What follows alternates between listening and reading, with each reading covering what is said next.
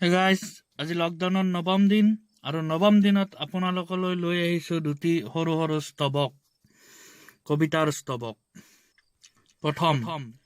এদিন পেক বনাই খাই পেলালো তোমাক নিচাত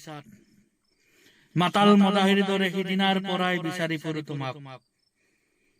আৰু আজি মতলীয়া ৰঙীন পোহৰত চকচকীয়া কাঁচৰ গিলাচৰ পেকটোত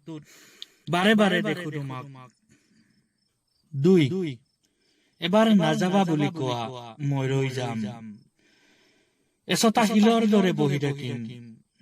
ৰৈ যাম বকুল ফুলা ঠাইডোখৰৰ পৰা অহা এছাতি বতাহৰ বাবে ৰৈ যাম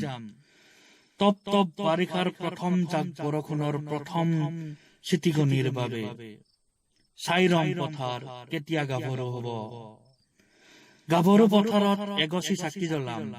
এবাৰ নাযাবা বুলি কোৱা Hey guys, কবিতাটো কেনে হৈছে জনাব তাৰ আগতে মোৰ চেনেল ষ্ট্ৰেছ লাইফটো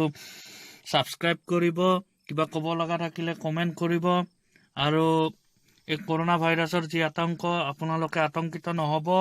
stay home stay safe Hey guys